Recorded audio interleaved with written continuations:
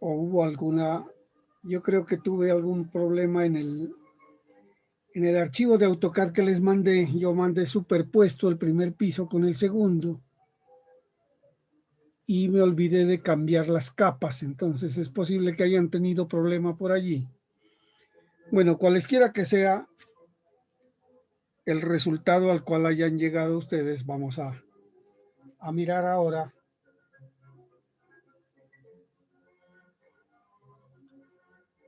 bajo unas recomendaciones particulares a ver qué es lo que vamos a hacer. Bueno, en primer lugar, obviamente, el conteo de longitud de muros, pues eso lo hace cada quien a su forma. Lo importante es tener en cuenta, como les decía yo, que para efectos de contabilización de muros, en las intersecciones, el código permite, como en cada intersección debe ir una columneta, entonces el código permite que se tome la longitud completa de borde a borde del muro, en este caso 3,65. Lo que yo quería comentarles hoy es que para este tipo de trabajos, bueno, si se va a hacer solamente el chequeo de mampostería, así un chequeo rápido, pues se pueden tomar las longitudes directamente de esta manera y hacer la sumatoria y listo. Pero quería yo comentarles que si se va a trabajar ya en un caso real, donde es posible que después haya que hacer ajustes, o donde es posible que si no es, si no, si mediante el chequeo por el título E no se cumple alguna condición, eso no quiere decir que se deba descartar el diseño de esa edificación con mampostería confinada. Eso lo único que quiere decir es que no es tan fácil resolverlo por el título E y que por consiguiente hay que pasar a, a estudiarlo bajo el título D de este mismo reglamento. Bueno, entonces así planteado, lo que yo les propongo es que si se va a seguir trabajando en este proyecto, entonces lo mejor es ir organizando en hojas de cálculo los datos que usted va obteniendo. Como por ejemplo, yo he puesto en esta hoja de cálculo los muros y las coordenadas de los muros. Es importante tener las coordenadas porque a partir de ellas después le queda muy fácil a usted calcular los centroides en primer lugar de cada muro y consecuente con eso, ustedes saben que cada muro va a ser parte de la masa y de la resistencia de cada piso y por consiguiente conviene tener para hacer esos cálculos mediante el sistema de coordenadas se facilita mucho más. Así las cosas, entonces yo he propuesto aquí y teniendo en cuenta que para este ejemplo vamos a trabajar con una proyección de cubierta de 60 centímetros a cada lado. Si ustedes se dan cuenta, esta es una vivienda que estilo campestre que no tiene colindancias en sus alrededores. Por eso es que podemos sacar sin ningún problema ventanas por todos los lados. Entonces, teniendo en cuenta que el alero de la cubierta sobresale 60 centímetros con respecto a los paramentos de los muros, para este cálculo de coordenadas yo he tomado como origen de coordenadas el vértice izquierdo que estamos observando aquí. Vamos a resaltarlo un poco. El vértice izquierdo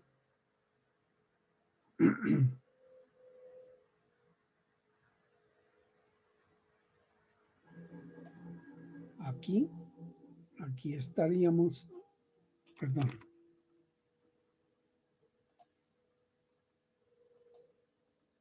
Bueno, para que quede claro entonces, con respecto a este punto, he tomado coordenadas. Es decir, a cada coordenada local de cada muro habrá que aumentarle 60 centímetros en la dirección X y 60 centímetros en la dirección Y. El cómo sacar las coordenadas, obviamente, creo que no hace falta desmenuzar. Simplemente es medir aquí. Hagámoslo solo para este caso, para el primer muro. Sabemos que este muro 1 en sentido X comienza en la abscisa 0,60. Ahí la miramos. Y en la abscisa, este sería la coordenada X del punto inicial. Y aquí tendríamos la coordenada X del punto final, 4,25. Eso es lo que tenemos en nuestra tabla de cálculos. X inicial 0,60, X final 4,25. Asimismo, las coordenadas en Y se habrán medido con respecto a este eje horizontal y tendremos que, lo único que cambia aquí es que para esta coordenada sí debo tomar el punto central del muro. Pues para eso hay que hacer una lineecita auxiliar aquí para determinar el eje del muro. Esta coordenada sí va al eje y por consiguiente para este primer caso sería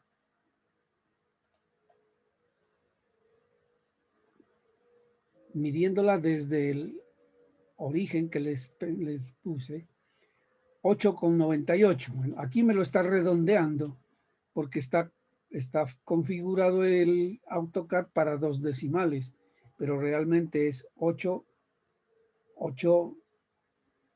A ver, aquí tengo un error también. Aquí me falta sumarle el 60. 8,975. Corrijamos de una vez aquí, 8,975. Bueno, parece que nos va a tocar revisar los otros. Así rápidamente veamos. El muro 2. El muro 2 lo tenemos acá. Su coordenada en X.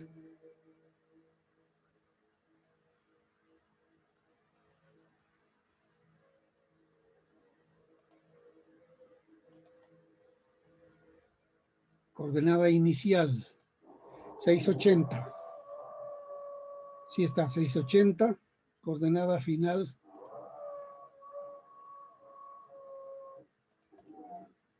hasta acá, 10,45. Esos están correctos. Bueno, el asunto es que es un procedimiento mecánico que prácticamente sí se lo podemos delegar a nuestro dibujante, si es que tenemos en oficina esa disponibilidad. Conocidas las coordenadas, tanto en X como en Y de cada muro, usted puede obtener la longitud. Como este es un muro orientado en la dirección X, obviamente la longitud será igual a la coordenada X final menos la coordenada X inicial. Y de aquí obtenemos el centroide del muro medido en X, pues va a estar en la mitad de su longitud y por consiguiente para calcular esa posición del centroide, pues simplemente a la coordenada X inicial habrá que agregarle la mitad de la longitud. Y esa misma fórmula sirve para todos los muros en X. La coordenada en Y no tiene problema porque como es un muro horizontal para nuestras coordenadas, es la misma coordenada Y que tenemos para el punto inicial y punto final. Así se ha calculado para todos los muros. Repito, hay que revisar, puesto que a veces por hacer las cosas rápido se comete algún error. Bueno,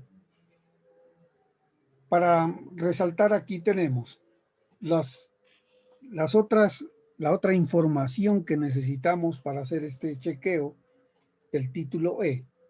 Área de entrepiso, 985 por 845, es el área neta del entrepiso. Bueno, si se quiere ser perfeccionista, habría que restarle este pedacito del muro que se mete aquí y este pedacito de 40 centímetros que se mete acá a la entrada. No hace falta hilar tan fino, entonces tenemos por este lado la longitud es, esta es la coordenada, no es la longitud. Quitemos esto. Por acá teníamos la coordenada. No, tal vez aquí. Pues vamos a medirla entonces. La longitud del primer piso en X es 985 y en Y 845. Aquí están estas dimensiones.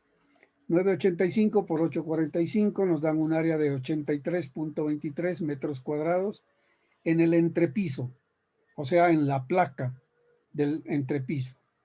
En la cubierta, como se salen aquí 60 centímetros en voladizo para hacer el alero de la cubierta, pues tenemos 1105 por 965, 10606. Luego tenemos ya la descripción paso a paso de los muros estructurales de primer piso. En este primer intento, yo he puesto todos los muros como que si fueran considerados muros estructurales. Por eso están incluidos en el cálculo desde el muro M1 hasta el muro M9. M1, M2, bueno, M9. Lo que nos interesa en este momento es la longitud de muros. Longitud de muros 26.2. Lo propio hay que hacer en la dirección Y, muros en Y. Bueno, aquí he anotado tentativamente espesor efectivo 0.12. Recuerden que también hemos hablado sobre esto. Si bien en los planos arquitectónicos es posible que nos acoten muros de 15, estructuralmente, si va a trabajar con muros de 15 en el plano arquitectónico, quiere decir que hay que quitarle los pañetes de lado y lado, aproximadamente eso es 1,5 centímetros, o sea que el espesor neto es lo que tiene el ladrillo, y nuestro ladrillo convencional, si se va a hacer en cuadrilongo, tiene 12 centímetros, 0.12 metros. Claro está que también hay el ladrillo adobón, que dijimos podría tener 15, 18, o cualquier otra gama de los ladrillos que uno necesite. El problema es que muchas veces hay que mandarlos a hacer un pedido previo porque no se los van a tener de pronto listos en el instante en que usted los necesite.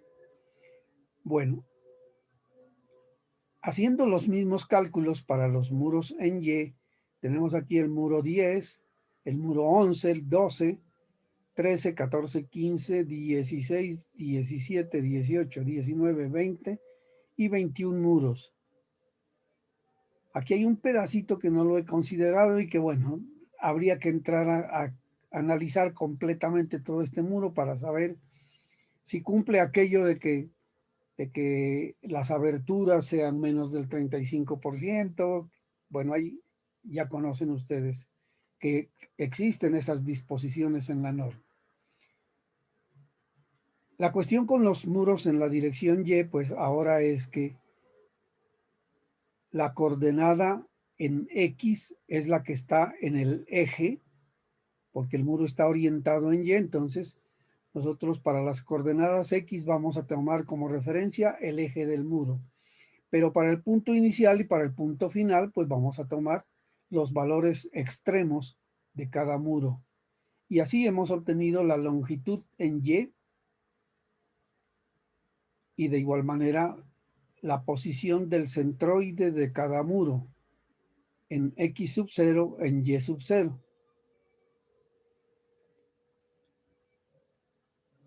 Cuando sumamos la cantidad de muros en la dirección Y, cantidad de muros en la dirección X, ahora sí podemos ir a la parte del código que nos pide que chequeemos longitud mínima. He extractado aquí la formulita. Longitud mínima es igual a m sub 0 por a sub p sobre t. Y aquí vamos a aplicar qué es esta para cada cosa. Muros en primer piso, con cubierta en placa y con área de entrepiso tenemos área de entrepiso 8323, que ya la sacamos, área de cubierta 106, como para el primer piso, A sub P es el área de la cubierta más el área del entrepiso, pues eso nos da 189.865. Revisando para las condiciones de suponiendo que este proyecto estaría ubicado en Pasto, en una zona en donde la aceleración pico efectiva es 0.25, ustedes ya saben que de la tabla obtuvimos que el coeficiente de longitud de muros era m sub 0 igual 21. Y como estamos trabajando con un espesor T de 0.12 metros, obviamente hay que pasarlo a milímetros para aplicar esta fórmula. Y aplicando esa fórmula nos da que necesitamos una longitud mínima de 33,22 metros. Aquí entonces vamos a comparar 33,22 y tenemos en X 26, en Y 21. Entonces, por ahora, tendremos que decir no cumple. No cumple la longitud mínima ni en X ni en Y. Profe, Diga. una pregunta, ¿cómo saca el área? ¿Suma la de entrepiso y la de la cubierta? Eso es lo que les estoy tratando de recordar. Mire, en la lectura que hicimos en las clases anteriores, veíamos cómo tomar A sub P. Sin embargo, vamos a ver si yo tengo aquí a mano la norma, dice así.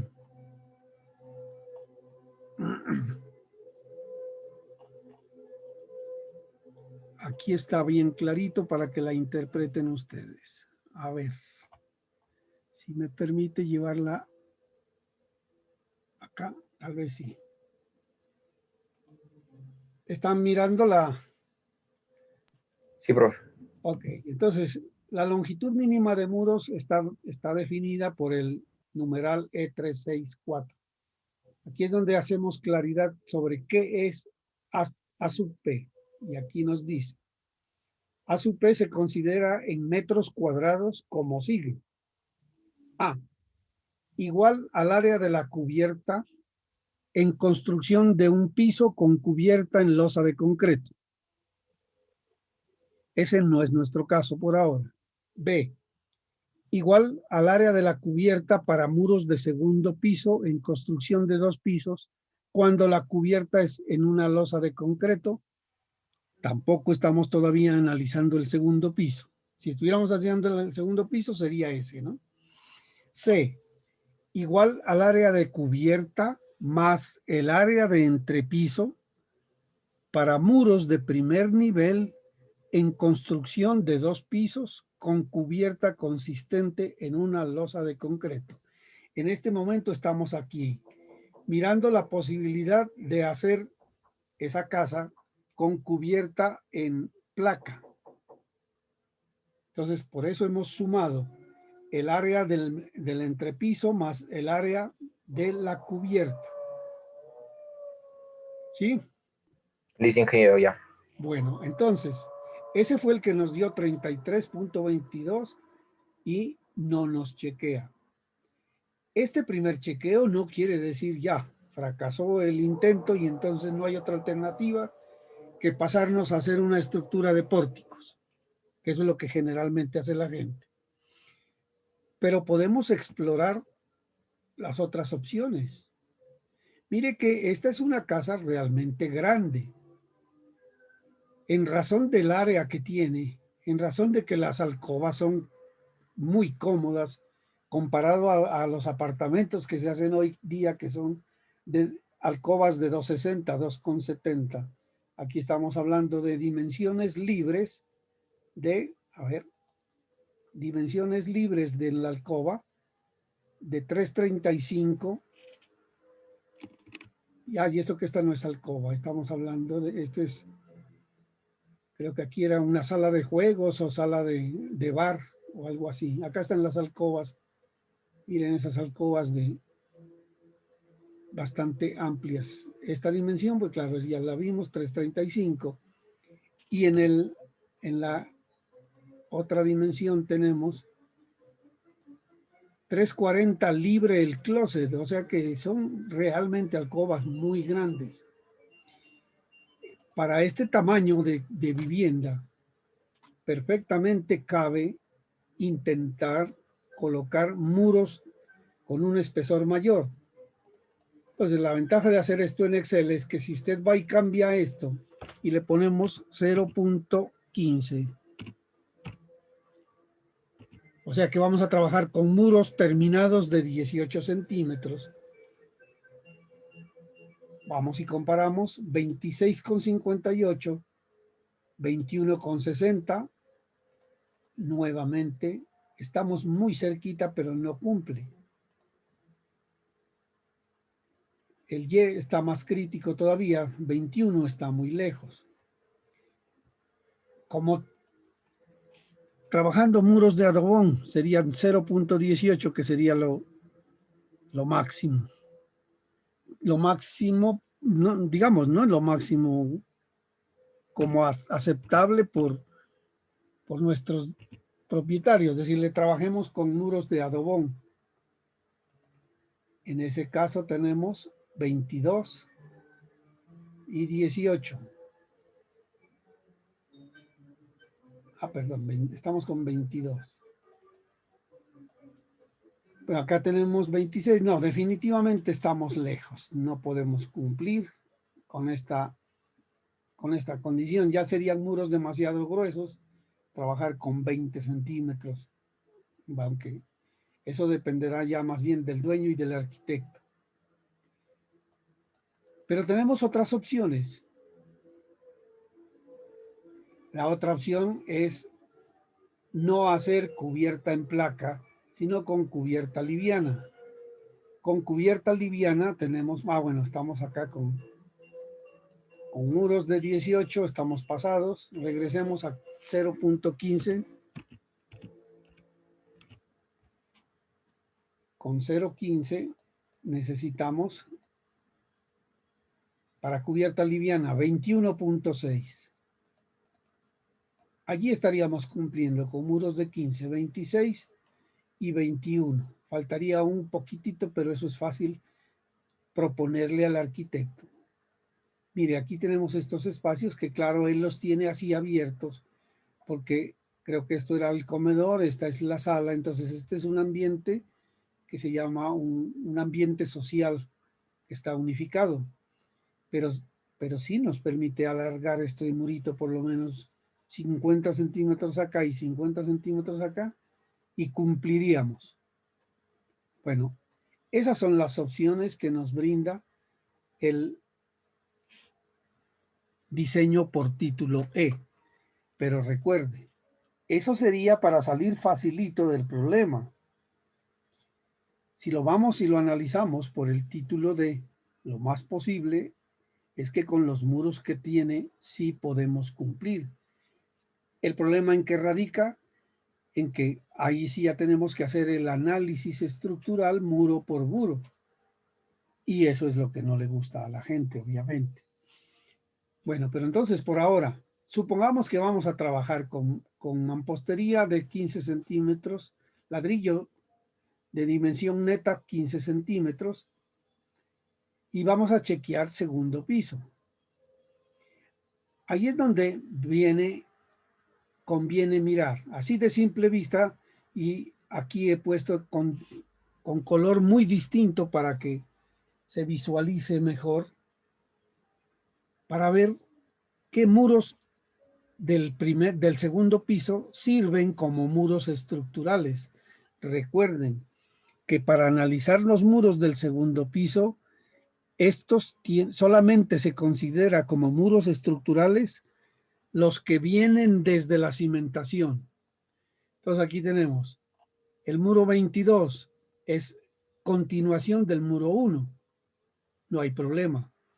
El muro 23 es continuación del muro 2, no hay problema. El muro 24 es continuación del muro 4, no hay problema. Muro 3 no existe. Podemos ya ir anotando que para el segundo piso no existe el muro 3. El muro 5 y el muro 6 tampoco existen en el segundo piso. Por eso era que yo, tal vez en la imagen que les mandé o estaba así. Aquí estábamos superponiendo, lo que pasa es que no alcancé a hacerle el cambio del color para que observemos cuando superponemos una planta sobre la otra. Esa es la ventaja del AutoCAD. Cuando no toca hacerlo a mano en papel transparente, papel mantequilla, que es el que normalmente se utiliza para dibujar planos. Entonces aquí nos estamos dando cuenta bien claro que M3 no va. De una vez en el vertical M33 no va. No va aquí está superpuesto el nombre porque están montados.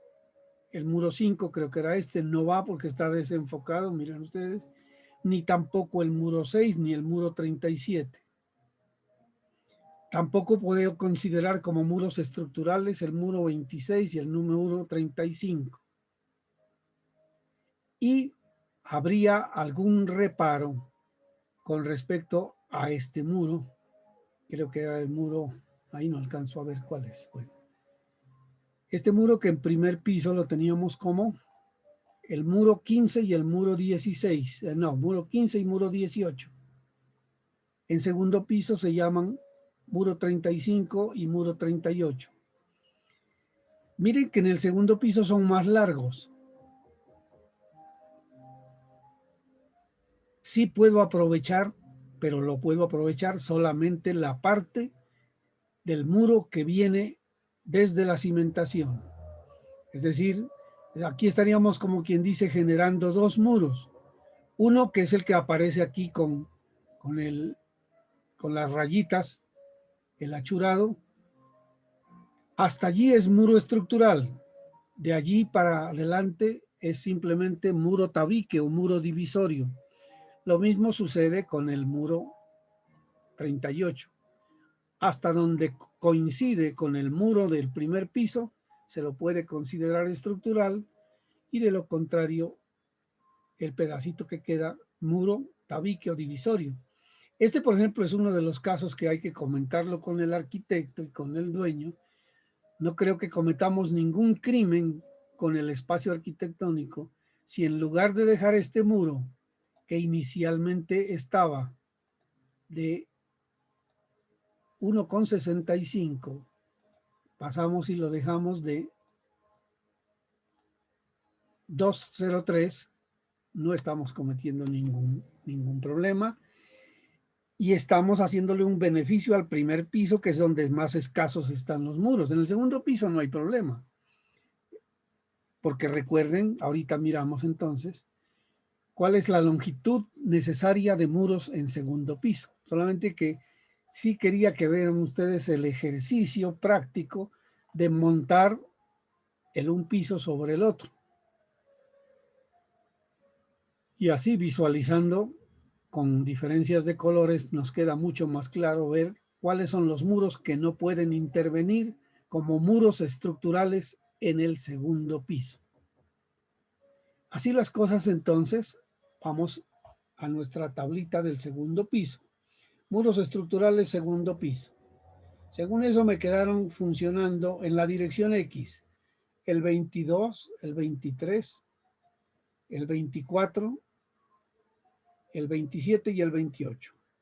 Estos son los muros en X. O sea, estos extremos de la fachada posterior, estos de la fachada frontal y un muro intermedio aquí. También se puede concertar a ver si es posible mover este muro acá. Bueno, como les digo, eso ya depende de las apreciaciones que se tenga. En segundo piso nos quedaron sirviendo, bueno, acá ya están listados. M29, aquí tengo con M30 prima. ¿Por qué razón? Porque el muro 30 tiene una situación algo dispendiosa de, miren ustedes,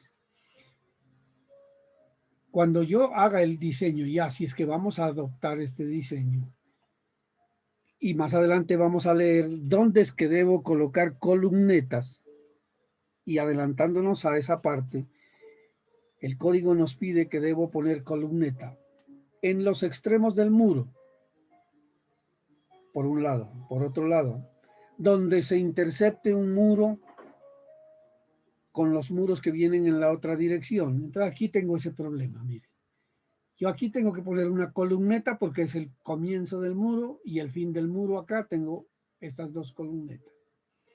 Como aquí se intercepta otro muro y da la casualidad de que no se interceptó exactamente donde comienza el muro, entonces tendría que colocar dos columnetas seguiditas aquí. Veamos cómo quedarían esas columnetas. Dibujemos aquí. Quedaría una columneta aquí y otra columneta acá. Para cumplir la norma, ¿no? Allí, dos columnetas. Este es otro punto que hay que hablarlo con el arquitecto y decirle, mire, por no coincidirme la ventana con este muro, estamos obligados a ponerle doble columneta una tras de otra. Que la gente en obra se hacen los locos y hacen una sola. Pero la solución aquí es muy fácil. Si podemos correr el muro 15 centímetros, o cuánto será que hay aquí, no hay más de 20, 15 centímetros. Entonces, o corremos el muro 15 centímetros, o hacemos que la ventana llegue hasta la esquina y lo que le falte a este muro se lo ponemos quitándole un poco de ventana acá. Es decir, soluciones existen siempre y cuando se tenga la voluntad de hacerlo. Como quiera que sea, entonces, esa era la razón por qué le puse muro 30 prima, porque quiere hacerle ajustes. De igual manera, el muro 34, ¿dónde estará el 34? ¿Dónde quedaría el 34? Creo que es este. Sí, aquí, sino que aquí tengo mal el... A ver, veamos.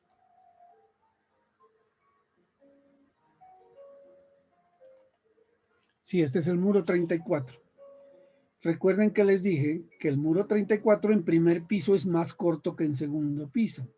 Por esa razón también le he puesto allí una comilla o un asterisco llamando la atención para que se mire bien cómo se calculará ese muro. Lo mismo va a suceder con el muro 38. Aquí lo tengo como muro 38 prima. Bueno, hecho esos análisis, encontramos que la longitud disponible de muros en la dirección Y es 18,25 y en la dirección X 18,25. Casualmente nos dio igual. Y mirando los cálculos acá para el segundo piso, tenemos muros de segundo piso. Aquí me faltó cambiar este letrero. Estos son muros de segundo piso.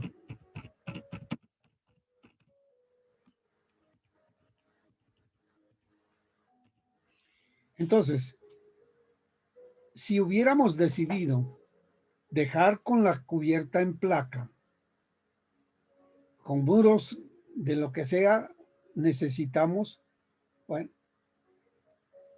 18.66 con muros de 12 centímetros. ¿Por qué aquí trabajo con 12 y en el primer piso con 15? Eso se puede hacer. Yo puedo, si en primer piso, como es lógico, necesito mucha más longitud de muros, y cuando no me da la longitud, yo puedo compensar con espesor de muros. Pero eso no quiere decir que bueno, sería conveniente y lo ideal que los mismos muros continúen con el mismo espesor, mas no es estrictamente necesario, no es rígidamente obligatorio que los muros tengan el mismo espesor, se los puede disminuir. Entonces podríamos tranquilamente pasar a 12 y tendríamos que se necesitan 18.6 y como veíamos acá, tengo 18.25, le faltaría una gotita para hacer de 12. Pero si hay problema, pues simplemente póngale también acá los 15, 0.15 y resuelto el problema. Con 15 de espesor ya solamente necesitamos 14.9 si se hace cubierta en placa y 9.9 si se hace cubierta liviana. Como ven, entonces, soluciones existen. Esto ya el ejemplo práctico. Ahora vamos a darle continuidad a lo que es la normatividad. Ya los distraje un poquito para que no se me aburran con la lectura, pero ahora sí necesariamente tenemos que seguir en este caso.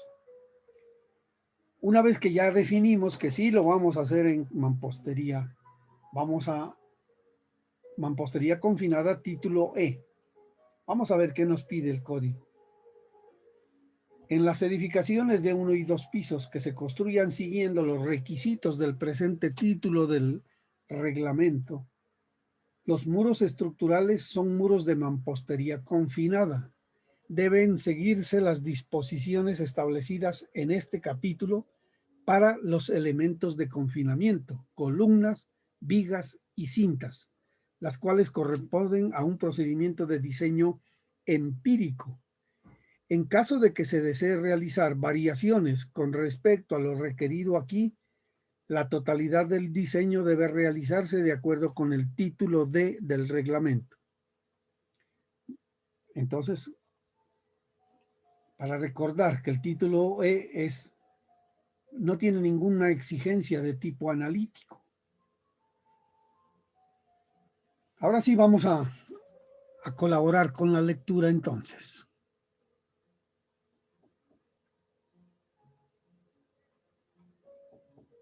A ver, Brian.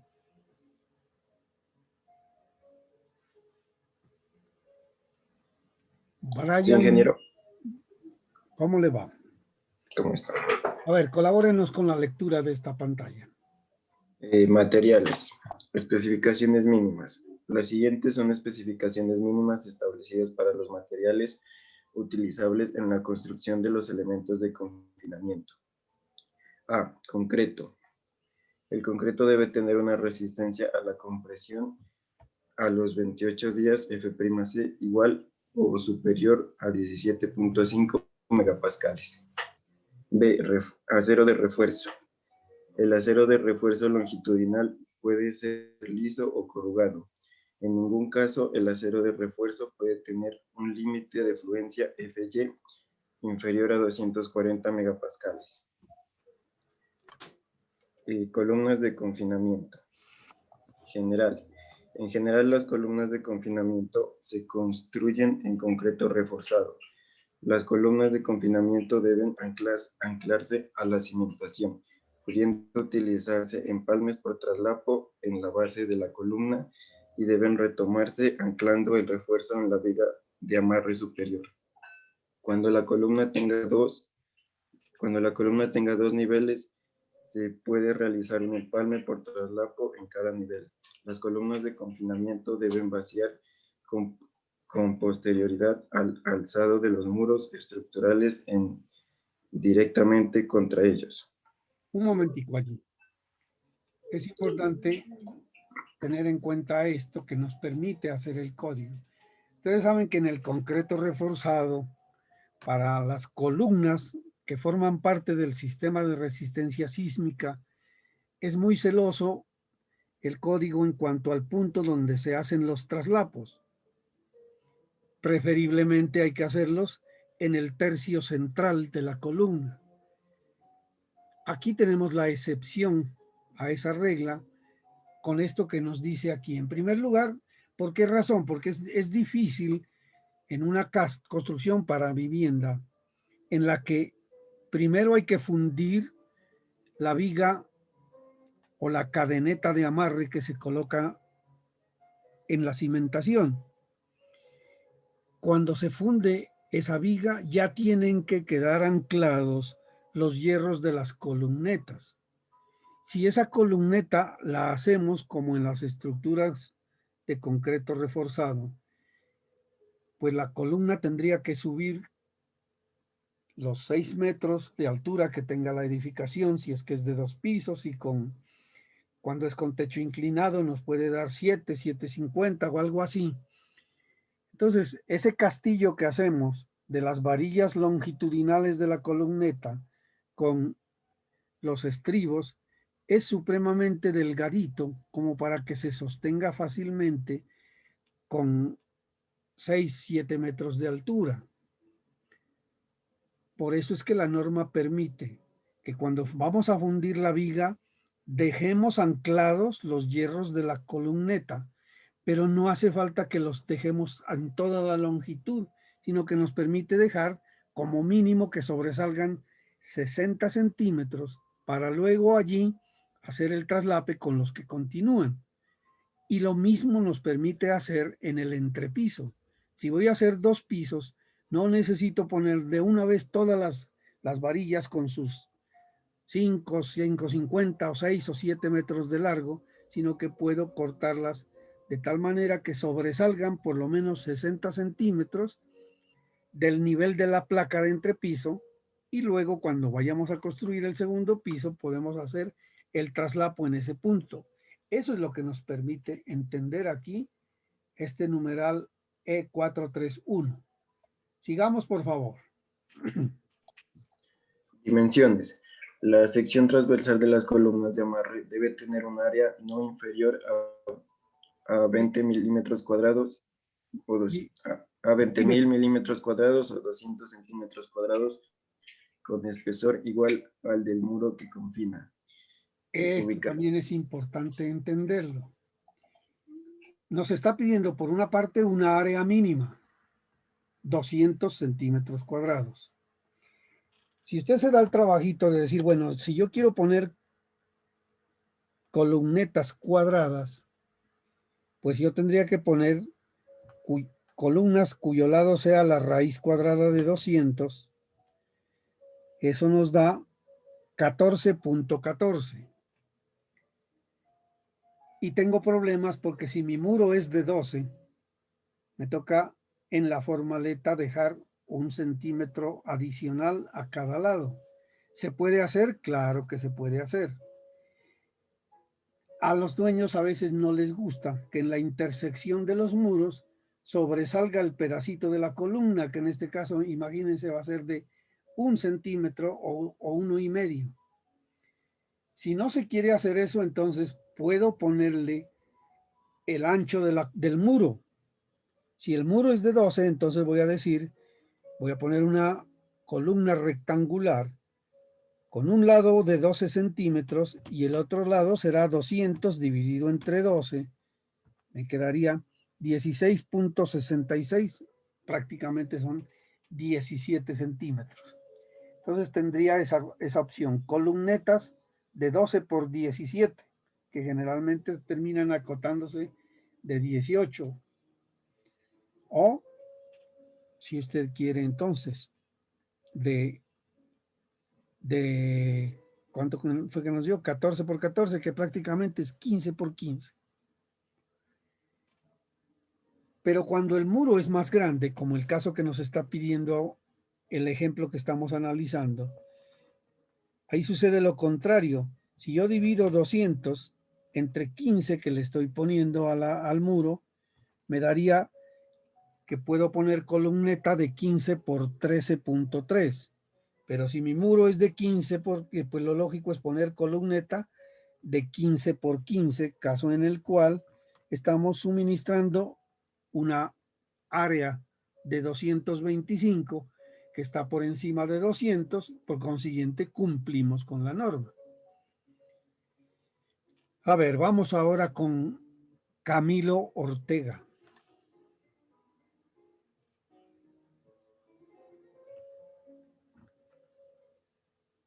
Camilo, ¿nos puede continuar la lectura? Parece que no está. Daniel Botina. Buenos días, profe. Buenos días. Usted es Daniel. Sí. Diga. Ubicación. Deben colocarse columnas de amarre en los extremos de los muros estructurales seleccionados, en las intersecciones con otros muros estructurales y en lugares intermedios a distancias no mayores de 35 veces el espesor efectivo del muro, 1.5 veces la distancia vertical entre elementos horizontales de confinamiento o 4 metros. A ver, esto tiene que quedar bien claro también. La mayoría de las veces nuestros muros estructurales son del orden de 2 metros, 2,50, 3 o inclusive a veces menos. Yo personalmente un muro de menos de 1 metro no lo considero muro estructural y más adelante veremos por qué. Lo importante aquí es que, como les decía, estamos obligados a poner columnetas en los extremos de los muros estructurales seleccionados. Aquellos que fueron seleccionados como muros que forman parte del sistema de resistencia sísmica o muros de carga, obligadamente hay que ponerles columneta al comienzo, columneta al final. Pero además de eso, en las intersecciones con otros muros estructurales y en lugares intermedios a distancias no mayores de 35 veces el espesor efectivo del muro. ¿Qué me está diciendo esto? Que si mi muro tiene 12 centímetros por 35, eso me da 420. Si tengo un muro demasiado largo, por ejemplo, ya les decía tal vez, en un garaje de 5 metros, de 6 metros, el muro ya no cumple este requisito de tener como máxima longitud libre 35 veces el espesor.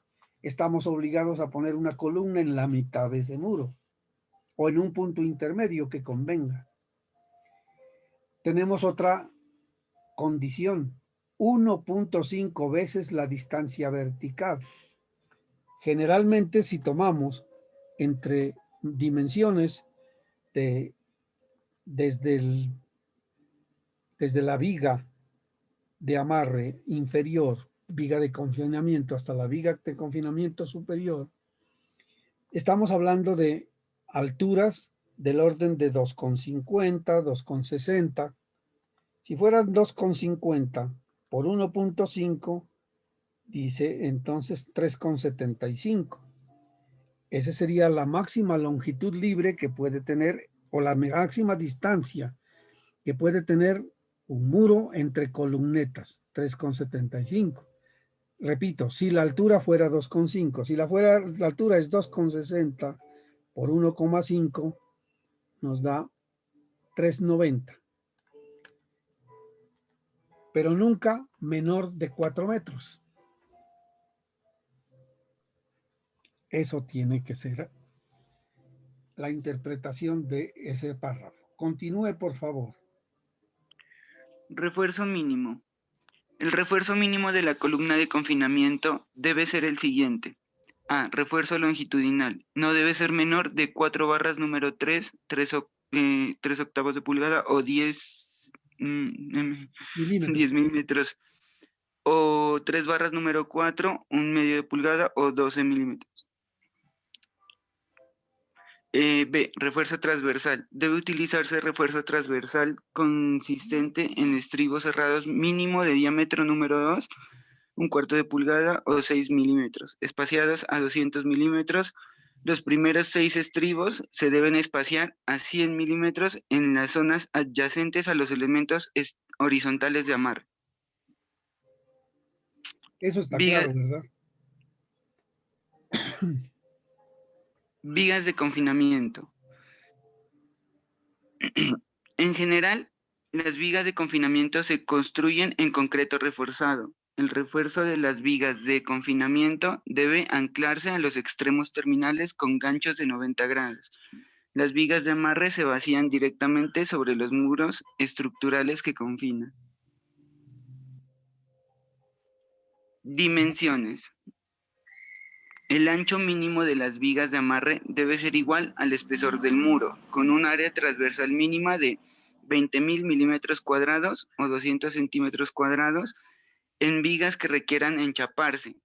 El ancho especificado puede reducirse hasta en 75 milímetros, siempre y cuando se incremente su altura de tal manera que el área transversal no sea inferior a 20.000 milímetros cuadrados o 200 centímetros cuadrados.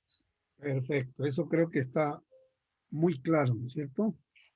Veamos, Camilo Ortega.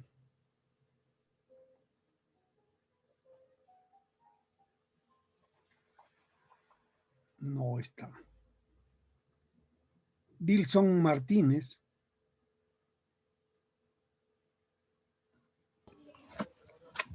Profe, buenos días. Buenos días.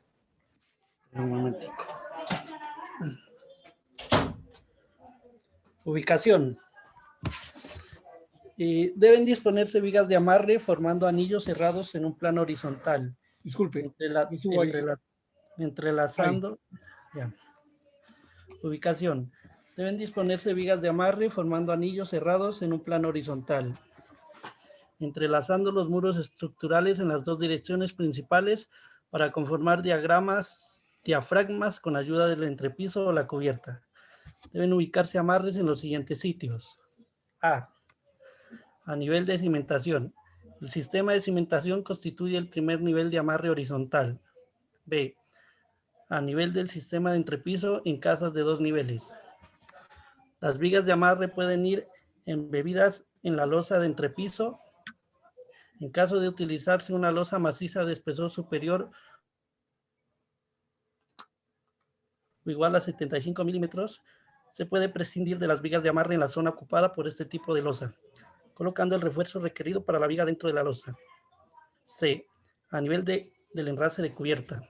Se presentan dos opciones para la ubicación de las vigas de amarre y la configuración del diafragma. Vigas horizontales a nivel de dinteles más cintas de amarre como remate de las culatas. Y vigas de amarre horizontales en los muros sin culatas combinadas con vigas de amarre inclinadas, configurando los remates de las culatas. En este caso se debe verificar de acuerdo con E351 la necesidad o no de amarre a nivel de dinteles. ¿Alguna inquietud en esto?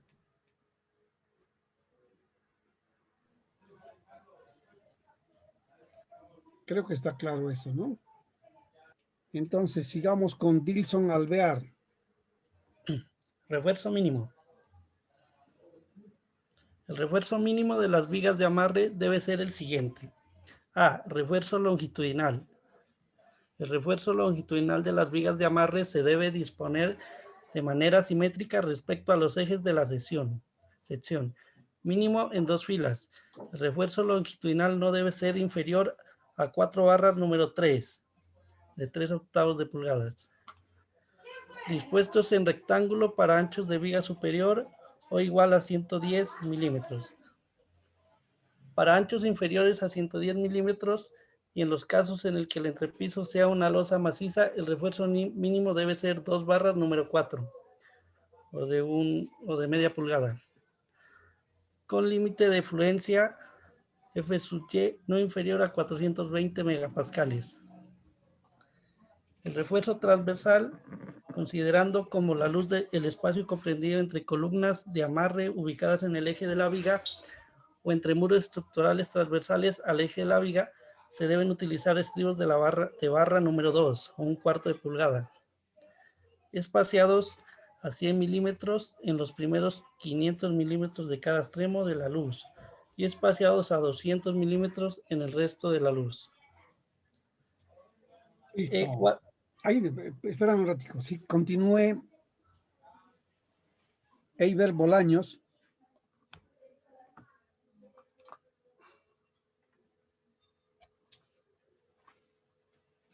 No está. Continúa Karen Coral. Tampoco está. Henry Cupacán. Sí, profe. Siga. ¿Dónde quedó el compañero? Disculpe. Perdón. ¿Dónde quedó el compañero? En refuerzo transversal ya está leído. Vamos Ya. a ver 441, ahí donde comienza. 441. Cuando una viga de amarre cumpla funciones adicionales a las aquí indicadas como servicio de dintel o de apoyo para la losa, este debe diseñarse de acuerdo a los requisitos del título C de este reglamento, adicionando a la armadura requerida por las cargas la aquí exigida para la función de amarre. Pare un momentico, aquí sí vale la pena hacer un comentario. Esos requisitos que nos dice de dimensión de viga, de 4 varillas número 3, de 3 octavos, con los estribos cada 20 o cada 10, bueno, eso está bien para las viguetas de confinamiento. Pero cuando una viga funciona como viga dintel de un espacio, bueno, el dintel puede ser de una ventana de 1 metro, no hay problema, de una ventana de pronto hasta de 1,20, 1,50. Pero si vamos a poner, por ejemplo, la viga dintel del garaje, que fácilmente puede tener 2,50, 2,60, 3 metros o más, esa viguetica de 12 por 15 con 4 hierros de 3 octavos es posible que ya no soporte.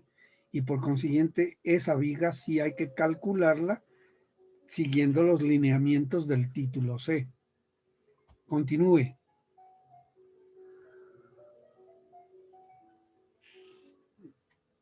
Continúa, por favor. Cintas de amarre. Se consideran las cintas de amarre como elementos suplementarios a las vigas de amarre, utilizables en antepechos de ventanas, en remates de culatas, en remates de parapetos, etc. Indistintamente se pueden utilizar como cintas de amarre cualquiera de los siguientes elementos. A. Un elemento de concreto reforzado de altura superior o igual a 100 milímetros, con ancho igual al espesor del elemento que remata y reforzada mínimo con 2 barras longitudinales, número 3, 3 octavos de pulgada o 10 10 milímetros. El refuerzo transversal debe ser el necesario para mantener en la posición deseada las barras longitudinales. B. Un elemento, un elemento construido con piezas de mampostería tipo U, reforzado longitudinalmente con mínimo 2 barras número 3, 3 octavos de pulgada o 10M, 10 milímetros, o una barra número 4, 1 medio de pulgada o 12M, 12 milímetros, e inyectada con mortero de inyección de resistencia a la compresión no inferior a 7.5 megapascales. Bueno, esto de las piezas de mampostería tipo U, si se acuerdan que cuando hablamos de los ladrillos en general, mostrábamos estas piezas de accesorias, de tal manera que creo que está comprendido esa parte. Continúe con las cintas. Las cintas de amarre deben construirse de tal manera que se garantice el trabajo monolítico con el elemento que remata. El refuerzo longitudinal de las cintas de amarre se debe anclar con los extremos terminales. Muy bien. A ver, cambiemos a Ángela Enríquez. Profe, ella me dijo que no podía asistir, que ya le Sí, había comentado. sí me llamó. Vale. Jonathan Escobar. Buenos días, profe. Buenos días. ¿Cómo está Jonathan? Bien, gracias. Losas de entrepiso, ¿no? Sí, General, el entrepiso debe diseñarse para las cargas verticales establecidas en el título B del presente reglamento. Debe poseer suficiente rigidez en su propio plano para garantizar su trabajo como diafragma. Cuando el sistema de entrepiso utilizado no garantice el trabajo de diafragma, no se puede utilizar el presente título para el diseño de la edificación. Requisitos. Los sistemas de entrepiso que trabajan como diafragma deben estar construidos monolíticamente. Se deben cumplir los siguientes requisitos. A. Las losas de entrepiso en concreto reforzado deben cumplir lo dispuesto en el título C de este reglamento. B. Los esfuerzos de contacto para las cargas concentradas de dinteles, vigas o elementos de placa no pueden exceder el 40% de la resistencia bruta especificada para las unidades de mampostería. C. Cuando se utilice placas prefabricadas, el espesor real mínimo del muro debe ser 120 milímetros y el apoyo de la placa no puede ser inferior a 20 milímetros. Para considerarla como diafragma, se debe utilizar un recubrimiento con espesor mínimo 25 milímetros con resistencia a la compresión al menos de 7,5 megapascales a los 28 días y reforzado al menos en la dirección transversal a la de la carga. Los elementos de la losa deben apuntalarse provisionalmente hasta que se garantice el trabajo de conjunto de losa y de muro. muy bien. Espesor mínimo de losa. Esperen un ratico. Bueno. Gracias a Johanna Muñoz, Lisbeth Muñoz, Kevin Ortega, Gabriel Ortiz,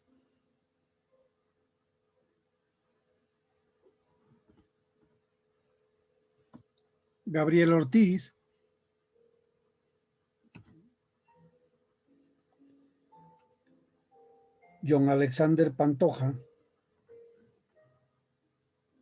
Edison Pozo. Sí, profe, buenos días. Buenos días. Vamos con espesores mínimos acá. Disculpe, profe, acá en la pantalla se me quedó desde cintas de amarre. No puede ser. Pues sí, acá está en cintas de amarre y más no pasó a lo que leyó la Pero anterior. entonces es problema en la recepción de tu computador. Me imagino. ¿Alguno otro está leyendo espesor mínimo de losas? Sí, profe. Sí, profe.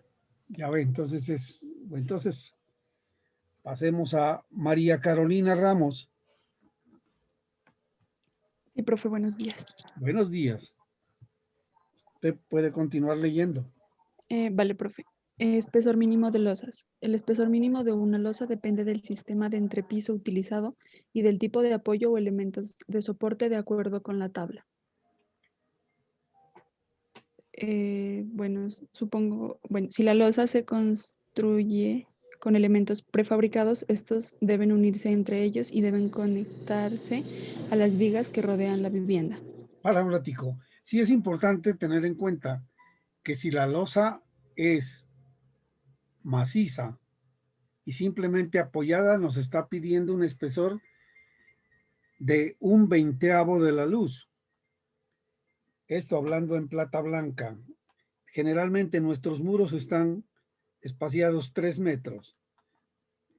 3 metros dividido entre 20 quiere decir que necesitamos una placa de 15 centímetros.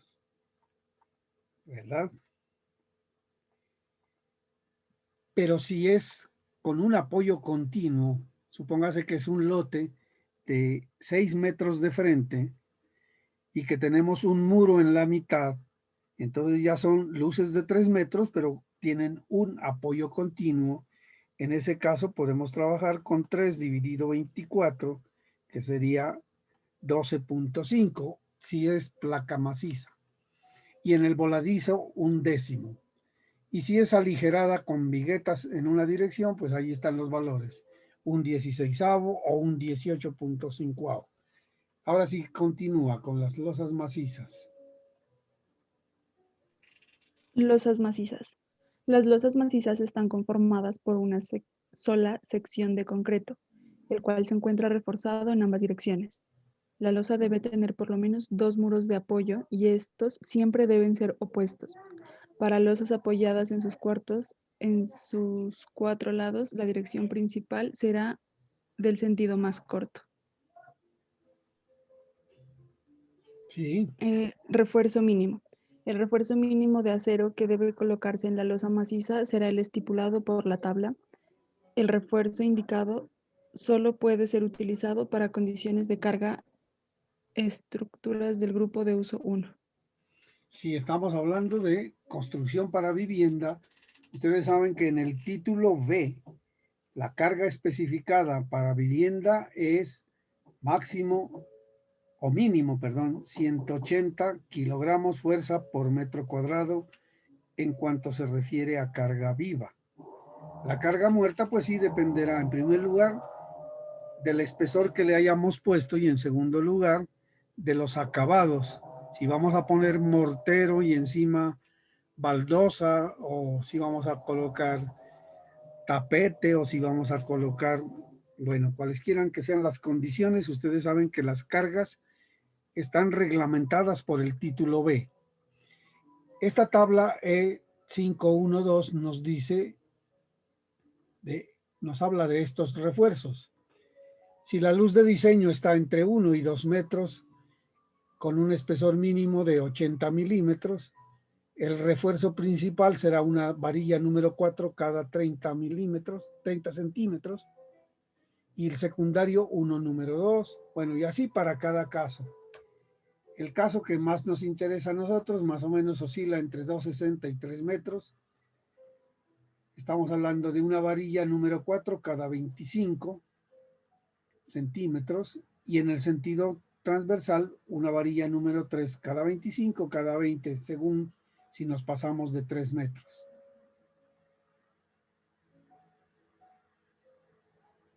Si ya es de más de 4 metros, pues obviamente eso ya merece hacerle un cálculo específico. Siga, por favor. Las luces mayores a las indicadas en la tabla no son recomendables para losas macizas y su diseño se debe realizar con los procedimientos establecidos en el título C del presente reglamento. Muy bien. A ver, veamos con Laura Melisa Rivera.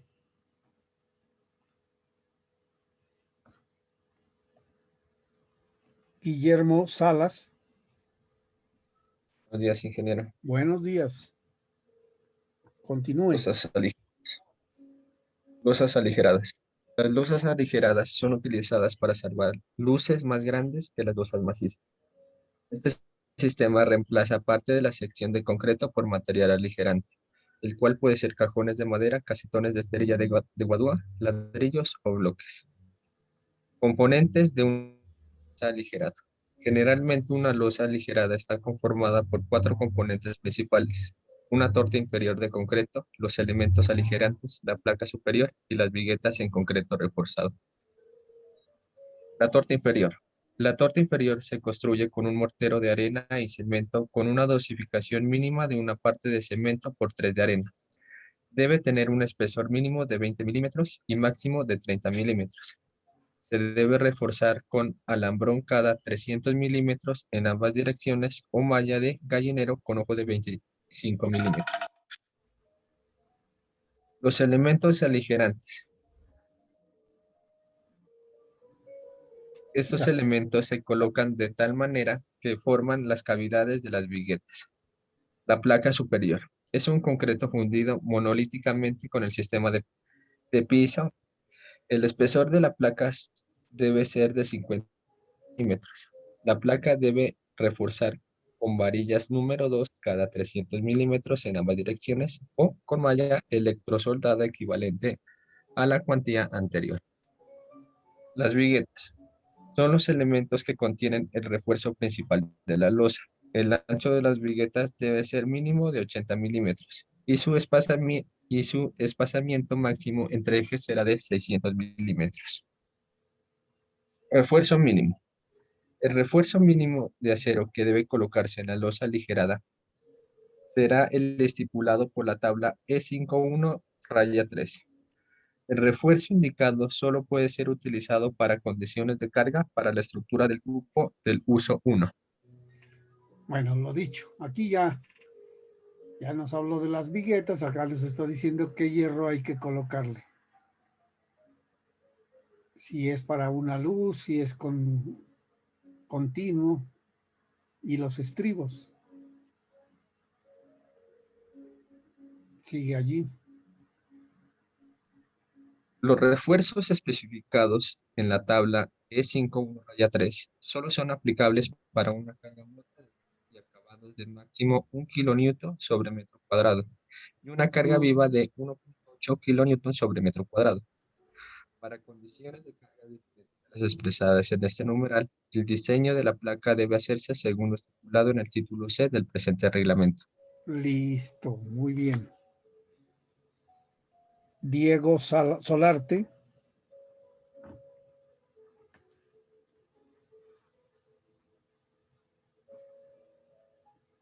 Dubán Vallejo. Sí, profe, buenos días. Buenos días. Cubiertas, Por ¿cierto? favor. Cubiertas. General. Los elementos portantes de cubierta de cualquier material deben conformar un conjunto estable para cargas laterales. Por lo tanto, se deben disponer sistemas de anclaje con los apoyos y suficientes elementos de arriostamientos como tirantes, contravientos, riostras, etc., que garanticen la estabilidad del conjunto. Soleras. Las correas o los elementos que transmitan las cargas de cubierta a los muros estructurales de carga deben diseñarse para que puedan transferir las cargas tanto verticales como horizontales y deben anclarse en la solera que sirve de amarre al muro confinado, viga o cinta de amarre. Cubiertas en concreto.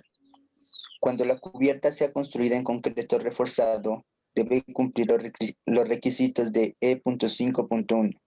Deben tomarse precauciones para evitar que la exposición directa a la radiación solar produzca expansiones y contracciones que lesionen la integridad de los muros estructurales. Secciones y espaciamientos de elementos portantes de cubierta.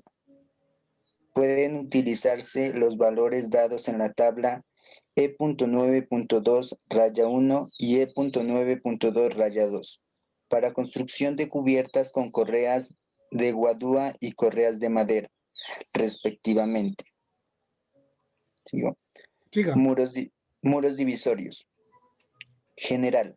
Los muros divisorios solo cumplen la función de separar espacios dentro de la edificación y por lo tanto no se consideran estructurales. Deben ser capaces de resistir las fuerzas que el sismo les impone bajo su propio peso. Los muros divisorios de mampostería deben estar adheridos a la estructura general de la edificación mediante modelo de pega en los bordes de contacto con los diafragmas superior e inferior y con los muros estructurales adyacentes. Deben tomarse todas las precauciones para evitar que, ante la ocurrencia de un sismo, estos muros divisorios se vuelquen, especialmente cuando no son de altura total y no llegan al diafragma estructural en su parte superior.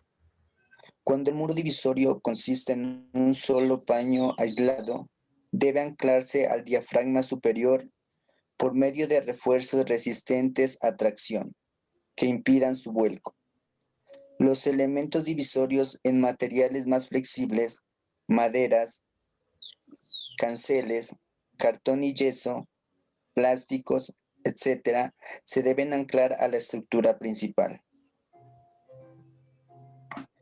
Parapetos y antepechos.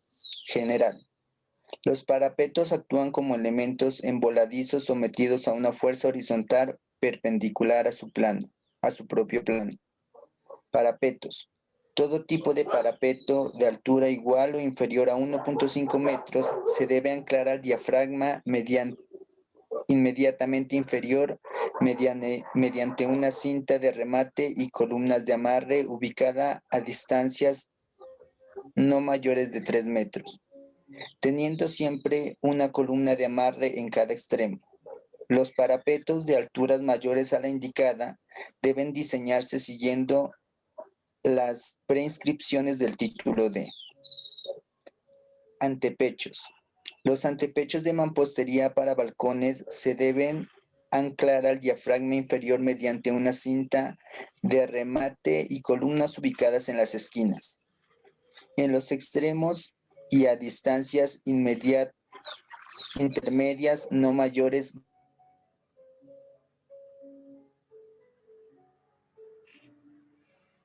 Se le fue la voz. Bueno. ¿Quién falta por leer? Yo, profe, Brian Yesid Mora. Siga. Recomendaciones adicionales de construcción en mampostería confinada. Generalidades. Para ser de carácter muy general, las disposiciones establecidas en los capítulos anteriores y por no requerir supervisión técnica especial para las construcciones aquí establecidas, las actividades de construcción deben ser especialmente cuidadosas, con el objeto de que el funcionamiento previsto de las obras en eventos sísmicos sea apropiado.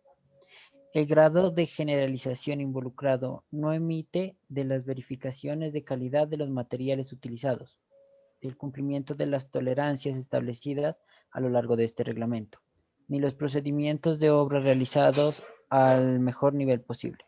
A continuación, se establecen, de manera simplificada y también general, los procedimientos de ejecución de la construcción. E62, cimentaciones. Adecuación del terreno. En esta fase se deben retirar los materiales no apropiados para soporte de la edificación, como son escombros, material vegetal, suelo suelto, etc. Igualmente, se deben realizar los drenajes inferiores y laterales necesarios y se deben determinar los niveles necesarios de tuberías y de la malla de cimentación. Si fuese necesario, se deben ejecutar las plataformas del suelo mejorado, compactado en capas no mayores a 150 milímetros ni menores a 100 milímetros. Zanjas. Se deben realizar de manera simultánea las zanjas requeridas para las instalaciones y para la malla de cimentación. Del fondo de las zanjas para los elementos estructurales se deben retirar el material suelto y se debe colocar un mortero pobre de limpieza de unos 40 milímetros de espesor. Colocación de armaduras. Tanto los refuerzos longitudinales como los refuerzos transversales deben estar separados del suelo natural, no menos de 50 milímetros de suelo seco, ni menos de 75 milímetros en suelo húmedo. Las tolerancias en recubrimientos y colocación de las armaduras con respecto a lo indicado en los planos debe ser de 10 milímetros. Una vez colocadas las armaduras de cimentación, deben fijar y anclar armaduras de arranque de las columnas en los sitios indicados en los planos. Colocación del concreto.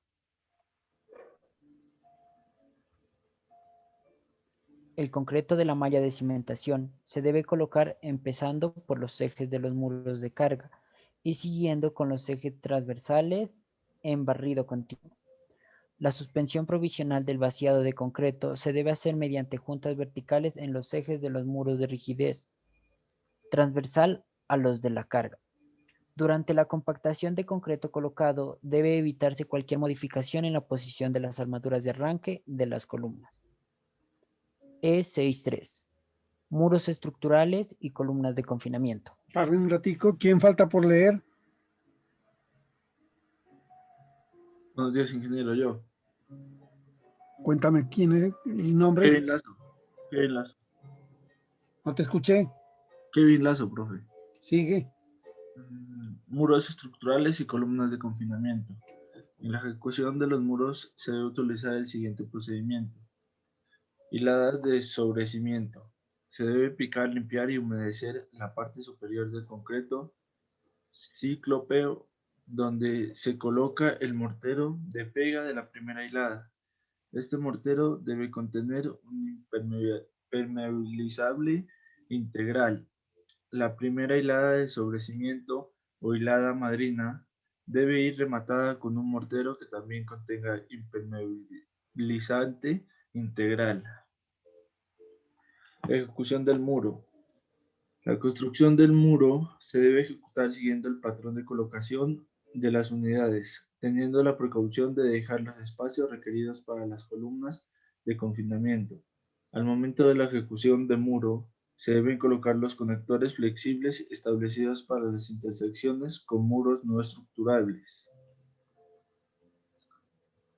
¿Alguien más falta por leer? Siga. Ejecución de las columnas de confinamiento. Una vez se haya dispuesto el refuerzo vertical y refuerzo horizontal de las columnas, se deben colocar los testeros laterales que constituyen la formaleta de las columnas, permitiendo que el concreto fundido haga contacto con la superficie terminal del muro confinado, la cual debe estar libre de rebabas y materiales que restrinjan la adherencia entre el concreto y la mampostería. El refuerzo vertical de la columna debe sobresalir de la superficie de enlace la cantidad necesaria para realizar los empalmes por traslapo con la columna superior si la hubiese. El remate del refuerzo vertical debe anclarse llevándolo hasta la parte superior de la viga de confinamiento utilizando ganchos de 90 grados. La parte superior del gancho debe quedar a distancia no mayor de 50 milímetros de la cara superior de la viga o cinta de remate.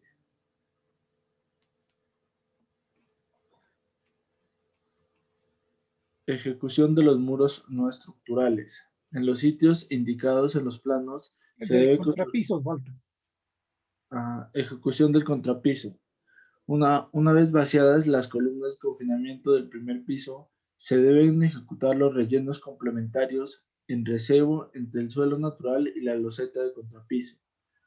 Sobre la superficie nivelada del recebo se deben colocar las armaduras de la loseta para proceder a vaciar el material de esta. Concreto con agregado fino o mortero con arena gruesa, llevándola siempre hasta la cara de los muros estructurales y las columnas. Ejecución de los muros no estructurales. En los sitios indicados en los planos se debe construir la primera hilada, con mortero colocado directamente sobre el contrapiso. Las conexiones requeridas para intersecciones se deben anclar en las correspondientes juntas de pega. Pare un ratico allí. Si hay alguna inquietud con lo leído. Bueno, lo que sigue es la losa de entrepiso. Eso sí ya lo saben ustedes desde la construcción del concreto. Tal vez nos interesa esto de las culatas, amarres y cubiertas. Sigue. Siga, por favor, Kevin. Culatas, amarres y cubiertas. En esta fase del proceso constructivo se deben ejecutar las vigas de amarre, las soleras, las culatas laterales y los anclajes de cubierta. Las columnas se deben vaciar previamente hasta la altura de dinteles, dejando la longitud de refuerzo para empalmes o con la longitud total del mismo hasta nivel de remate. Los remates de todo tipo de refuerzo longitudinal de columnas, vigas de amarre o cintas deben terminar en ganchos estándar a 90 grados, anclando cada refuerzo de un elemento en el elemento que le sea transversal. Complementos. Los aspectos de construcción aquí dispuestos se pueden complementar con lo establecido en los capítulos D4 y D10 del presente reglamento. Bueno. Lo que sigue ya es fuera de nuestro tema, es bareque encementado. Los principios son esencialmente los mismos, por si acaso alguna vez en su vida profesional se le presente este caso. Aquí está la documentación que corresponde a eso. Como les digo, no lo vamos a tratar porque pues prácticamente está fuera de nuestro contexto, aunque como les digo, si se llegara a necesitar, pues aquí está la parte de la literatura que corresponde a eso. Muchos de los códigos de otros países ni siquiera consideran esta opción. Bueno, con esto creo que damos curso a lo que es el título E. Me faltaría por indicarles nomás aquí, cuando ya hemos definido los muros con los que se va a trabajar, el siguiente paso pues es entonces colocar las columnetas. No sé si aquí, miren ustedes, aquí ya están la ubicación de las columnetas. Debe aparecer en el plano, en planta, con la denominación de los muros.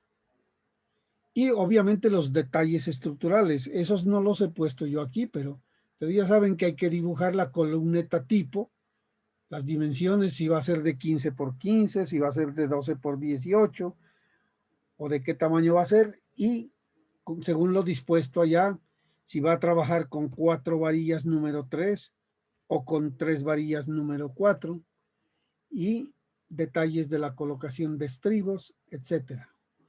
También es necesario que en los planos aporten ustedes lo que es la cimentación. La cimentación a veces, en terrenos muy buenos, es posible que sea necesario únicamente la viga de cimentación. En algunos casos, cuando el suelo es posible que esté muy abajo, se hace necesario subir hasta cierta altura con concreto ciclópeo. Entonces esa parte es la que yo he mostrado aquí. Obviamente habría que apagarse la capa de muros. Voy a ver si puedo hacer esta.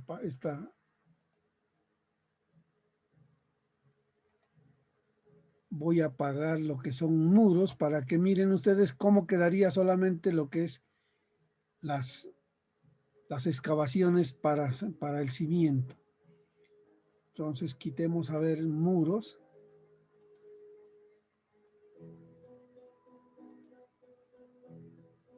No me deja.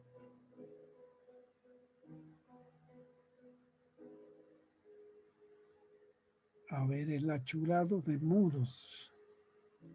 Ese.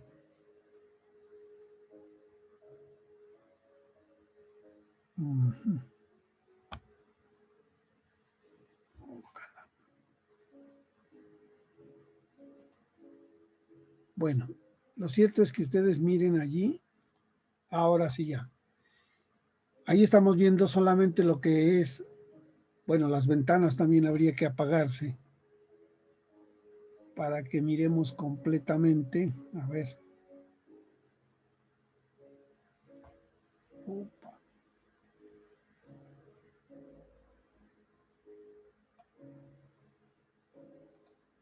Bueno, entonces aquí tenemos solo lo que es ya el cimiento y el arranque de las columnas. Aquí falta ponerle la linecita de las vigas de confinamiento inferior. Pero quise mostrar esto porque se acuerdan que por allá nos hablaba de que debemos formar anillos.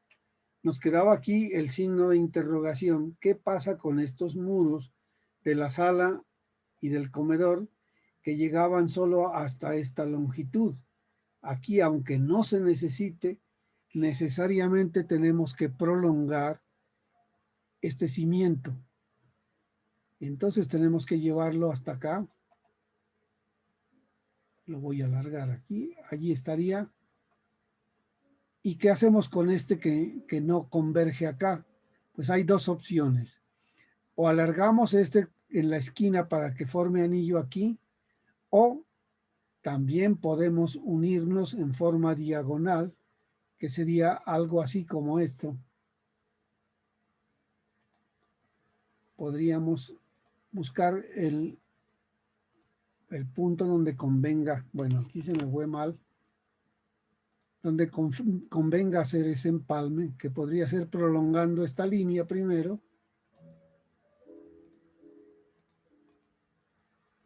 Bueno, allí donde nos intercepte con ese otro muro. Y lo mismo por acá. Pero lo cierto es que no conviene que quede suelto ese cimiento de muro. Como les dije, la otra opción podría ser entonces borremos esto, quizá tal vez más convenga hacer este empalme de esta forma y de esta forma.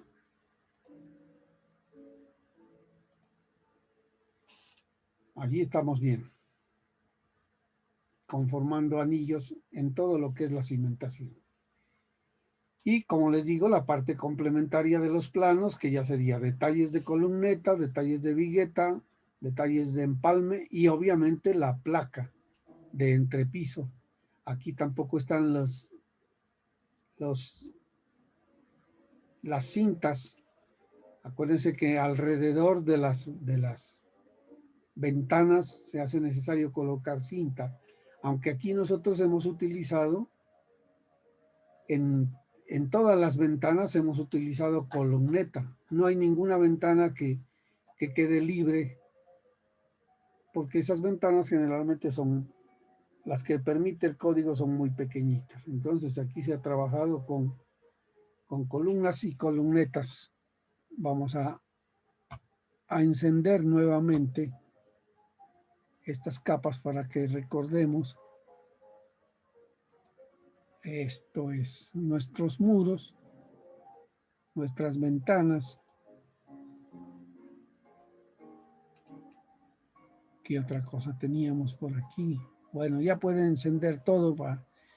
Yo apagué esto para que se visualice de mejor manera y estructuralmente así toca. Esto es lo que nos entregan los arquitectos, pero nosotros para hacer los diseños tenemos que apagar toda esta parte que es accesoria. Esto es lo que nos interesa a nosotros, los muros. Y una vez que están diseñados los muros, ¿dónde ponemos columnetas? Este sería más interesante que el anterior.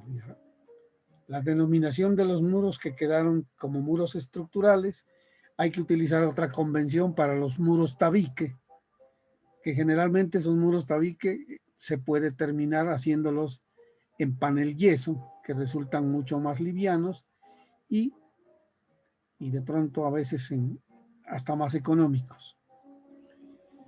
Entonces, tal como les dije, con esto podemos decir que hemos abarcado lo que corresponde al diseño por título E. Como ven, los cálculos fueron mínimos, no se necesitó gran cosa. Y pasamos con nuestra clase a comenzar el título D. Si no es más, si hay alguien que no contestó lista o que no leyó, por favor, repórtese para darle el visado en la lista. En mi caso que se me desconectó el internet, pues. Sí. ¿Cómo es su nombre? Duván Vallejo. Estaba leyendo ahí. Pero no importa, no hay problema, tú ya te habías registrado. Ah, listo. ¿Quién más habla por ahí? Dilson Alvear, profe, en la lista. Dilson Alvear. ¿Pero tú no eres el mismo Martínez Dilson? Sí, pero no sé si llamó lista, no estuve. No, pero cuando tú leíste yo registré la asistencia. Ah, listo. Sácame de una duda, es que tú en la lista oficial apareces como Alvear Martínez. Sí, Alvear Martínez, ajá, sí. Sino que acá en la pantalla me aparecías como Martínez. Sí, okay. Claro, yo lo tengo registrado. Bueno, entonces, jóvenes, por hoy no tenemos más de qué hablar. Un descanso en este fin de semana. Nos vemos el lunes. Gracias, profe. Hasta luego. Gracias, ingeniero. Hasta luego. Hasta luego, profe. Luego, ingeniero. Adiós. Hasta luego, gracias. Hasta luego.